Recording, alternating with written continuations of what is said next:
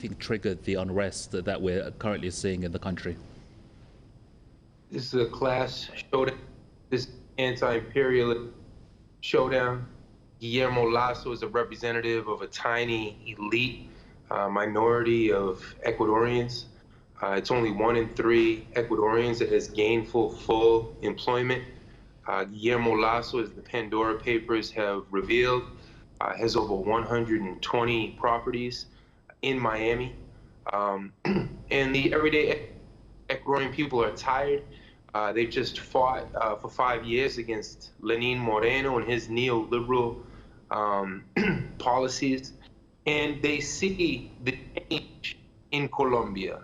They see the hope that Venezuela, Nicaragua, Bolivia, and Cuba represent for the continent, and they don't want to be left behind. So they've been in rebellion, as Gloria said, for the past 10 days and really for centuries. Right. So, Gloria, let's just if we link if there are any links with the wider region, we're seeing this emergence of leftist governments that are coming into power in Latin America, and which leaves Guillermo Lasso in as one of the few remaining right-wing politicians there. It doesn't seem to be any appeal for that right-wing conservative rule at the moment in Latin America. Do you see it that way? Yes, I agree with that. And there's a larger panorama of what is taking place, as you have said, ever since the victory in the 6-7 of Daniel Ortega, of Rafael Correa in Ecuador, of Evo Morales, and of Lula in Brazil.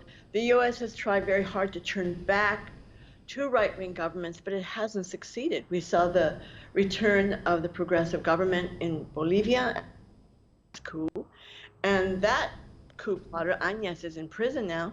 We're seeing now a very real possibility that Lula will be elected after he was, falsely convicted, and then that was overturned. There's a big struggle going on, but essentially the are seeing the progress take place.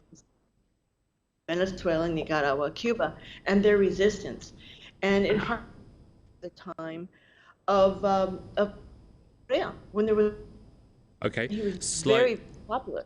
Right, slight sound glitch there with Gloria's connection. I apologize for that. Professor Shaw, these protests, as Gloria noted, do come on the backdrop of that historic win in Colombia, where a leftist government took office for the first time in the country's history, expanding the leftist sphere, if you like, of rule in the region. And then you hear about, as Gloria also mentioned, you hear about the re-emergence of President Lula, a popular socialist in Brazil, among the working class, who did quite a lot for the poor as well. There are concerns about President Jair Bolsonaro. So how do you put all that together, and then does it affect what we're seeing in Ecuador? Yes, this is a continent in revolt, arguably revolutionary continent on the planet. Certainly Lula is favored to win in October, which would only really leave some smaller countries like Uruguay and Paraguay, and in Central America, Guatemala, and of course, Ecuador. They would be some of the only countries on the right still exist as de facto U.S. neo-colonies. So we feel this second iteration of the pink tide of the Bolivarian winds sweeping across the continent, and certainly this is inspiring the Ecuadorian people. This is a Correísta people. They remember Rafael Correa, despite all of the disinformation against La Revolución Ciudadana, the citizens' revolution. They are at the head of these demonstrations, along with the CONAI, the different indigenous organizations. The informational war is very strong. They're trying to fault the indigenous leadership with 18 police who have been disappeared, but there's a long history in Ecuador of the indigenous having their own laws, their own court systems, and they don't want to return to being a neo-colony. So I think we can expect more steadfast anti-imperialist resistance out of Ecuador in the days to come. Interesting stuff. And just finally, in the 1 or 2 minutes that we have left, Gloria, do you sense any concern there at the White House in Washington, seeing that its allies in Latin America are being are cutting essentially their ties or their ideological links with Washington? Absolutely. The U.S. is very worried. And remember, this setback for the U.S. of the instability in Ecuador comes on the heels of the Biden Summit of Exclusion in Los Angeles and the Counter People Summit that brought all the forces together of Latin America and the Caribbean.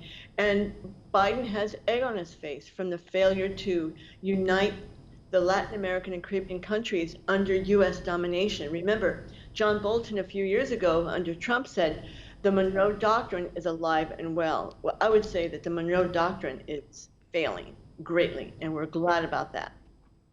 And Danny, we got like 30 seconds. Do you sense any concern in Washington about what's happening in Latin America, in the region? There certainly is a concern, but we can't get just how quick imperialism can spin on a dime. We're talking about an $800 billion budget for the Pentagon. That doesn't include all of their intelligence services. So they're going to try to pivot in a new direction and cozy up to some of these more social democratic leaders, for example, Boric in Chile. And they'll do everything to make sure they can continue to isolate and sanction Cuba, Venezuela, Nicaragua, Bolivia, the truly tried and true anti-imperialist countries. Thank you very much indeed for that. Let me thank our guests for their contribution. Gloria Leriva from the Answer Coalition joining us from San Francisco.